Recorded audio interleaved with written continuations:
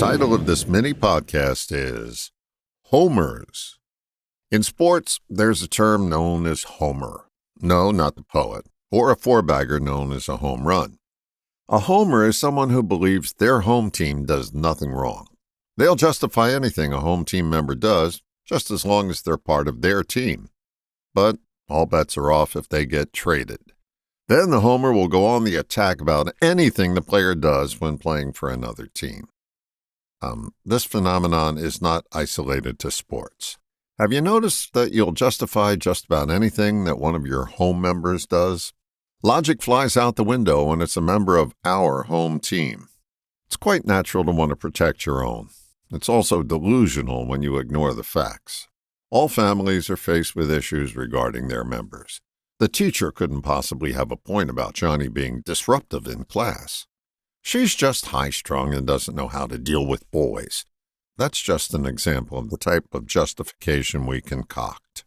The excuses pile up quicker than poop at a dog park.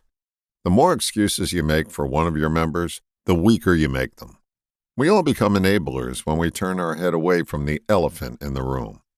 What have you been defending that's indefensible? What are you supporting that will eventually fall on top of you and crush you? It may be that member that you are blindly supporting is a pattern of behavior you have that you've been explaining away for years. Somewhere along the way, we begin to believe our own lies. Then one day the mirror gets unfogged and shows us our true reflection, warts and all. This is a choice point. We can crank up the steam machine again, or we can finally address what makes us a mess.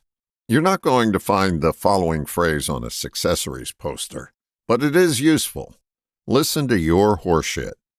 Listen to the funhouse mirror logic you use. It's the first base you have to reach before you have a chance of making it home. Noticing our justifications puts them in a whole new light. I don't have research to back this up, but it seems pretty accurate to me. 99 times out of 100, a justification is a lie. Who are you kidding when you cheat at solitaire? Who do you keep in the dark when you lie to yourself? This odyssey known as life becomes a much clearer path to walk when we don't keep it strewn with the self-imposed obstacles we generate when we argue for our limitations.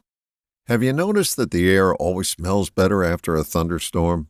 No justification will make that dark cloud over your head go away. We're better served when we experience the storm rather than hide under the bed with the elephant. Become the unbiased referee in your life, and you'll be unafraid to call a foul on the home team. Your honesty may save a life. Yours. All the best, John.